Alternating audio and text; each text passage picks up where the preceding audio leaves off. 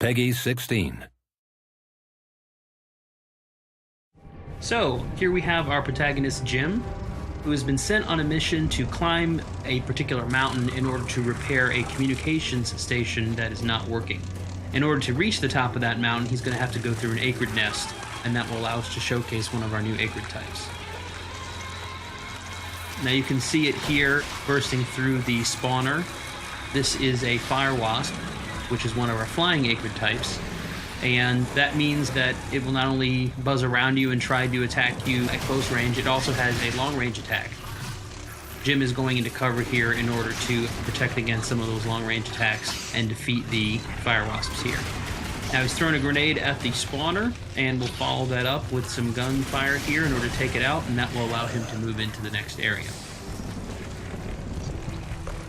Now we have Jim entering the main portion of the fire wasp nest, and he's going to have to continue taking out the fire wasps. One of them has grabbed him here. This is another example of what we call the struggle mode, which is present with all of these smaller acrid types. And what we really wanted to do here was present something that was not a typical QTE. You will have to bash buttons a little bit, but afterwards, as you can see here, you're actually going to have to aim that reticle, and when it turns red, Jim will attack, and that will help you finish off the enemy. Now we've jumped a section here to the top of the mountain, and Jim is going to get to the bottom of why this satellite dish has stopped functioning. And we can see here in the distance that there's a mysterious figure that appeared to have been fiddling with the station. What the hell? And that is quite a mystery here for Jim. Now he's going to go here and repair, and while he does that, he's going to radio his boss and try to figure out what exactly was going on here.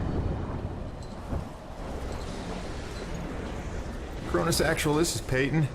Listen, I don't know how else to say this, but I think we might have a saboteur on the base. Saboteur? Jim, no offense. You're not supposed to go stir-crazy until you've been here at least a year. I'm serious, boss. Somebody was out here. All right, Jim, I believe you. First things first, head into the relay station, raise the satellite dish, and call up the tram. So as we can see, there's something not quite right about the situation, but Jim's got to focus on his mission. He's now pulled the lever that is going to put this communication station back into operation, and we get a nice, cool reveal here of the main portion of the satellite dish.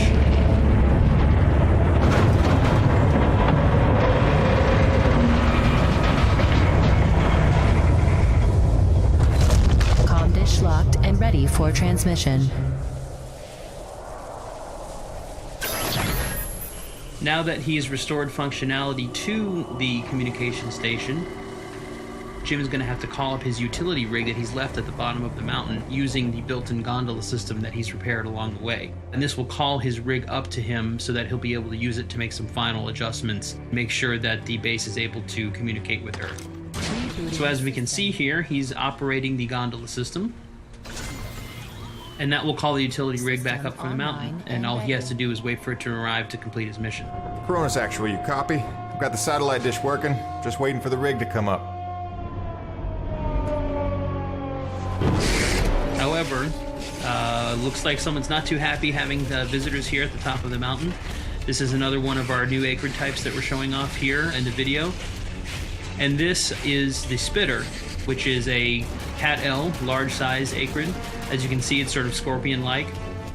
And this is actually going to be one of the larger acrid types in the game. Not the biggest by far, but certainly one of the larger types. And it's going to be quite difficult for Jim to defeat on foot. It's basically a boss encounter. As you can see, you have to roll, you have to dodge in order to avoid its attacks from its tail. It also spits venom at Jim as well. So what Jim is really doing here is he's trying to damage it and really trying to stand up against it, but he knows that his rig is on its way up, and if he can get in his rig, it's going to make this a much more even fight. And so that's definitely what Jim is looking to try to do here. Now, he's hit it enough times and done enough damage that the spitter is going to retreat to its cave. And that's actually good timing for us because it'll give us an opportunity to buy some time while the rig shows up. And we can see a little bit there from the gondola apparatus, the rig showing up here as we take out a few of these fire wasps. And sure enough, here is the rig that has shown up at the top of the mountain.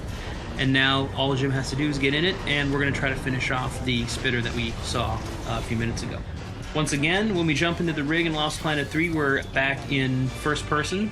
It's very important for us to sell the perspective and the scale of the rig. It is the largest vehicle we've ever had in the series.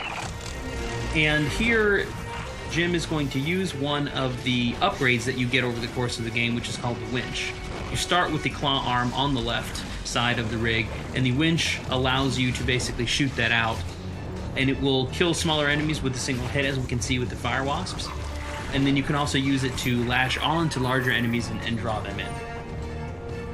Now, we can see that the spitter has shown back up. Looks like it's rested a little bit and wants to get back in the fight. So now we're going to give it something its own size to take on. We can bash using the drill arm, which will help, and then grab on with the winch, as we mentioned earlier, and then we can pull in using the winch, and that will allow us to grab the tail, lift it up, and attack with the drill. Now, important thing to note here, it's hard to tell a little bit from the video, but when you're actually playing the game, all of these things are their own unique controls. So when you grab onto the tail, you've got to use the trigger to grab, you've got to use the stick to lift the tail up, you have to use the right trigger to drill, and you have to aim the drill. So it's not a situation where the game's doing everything for you. We really want you to feel as though you're personally in control of this large rig. Now we've taken the tail off, we've bashed it into submission a little bit, and we're going to try to come in here now to finish it off. So bash it, stun it a little bit, come in, grab with the left trigger, and then we're going to use the drill here in order to finish it off, which is quite a gory and satisfying way to kill the enemy. And there we go. Before we finish out the video here, just going to play one of our cool cinematics here that's going to show a little bit more of the background of some of the characters and also give some hints at some of the mysteries that Jim and the others are facing here on EDN 3.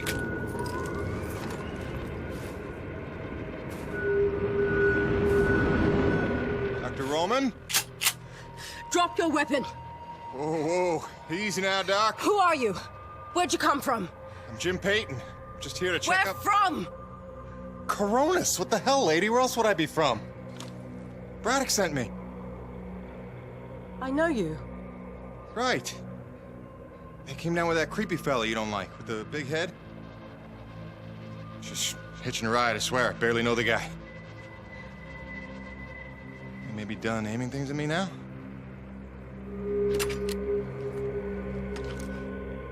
Braddock sent you? I want to make sure you're okay. See if you needed any help. Touching concern after all these months.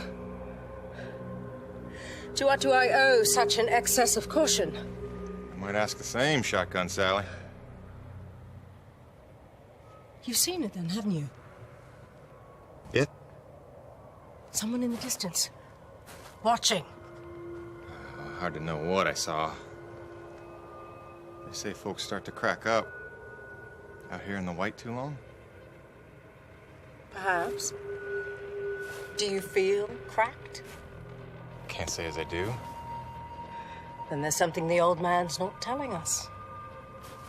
You realize that? Trying not to. I know how it is. You didn't come here to ask questions. But believe me, James, this place has secrets. Keep your eyes open, or they'll sneak up on you when you least expect it. It's all good and ominous, Doc. I'm just here to do a job. That's convenient. I've got one for you.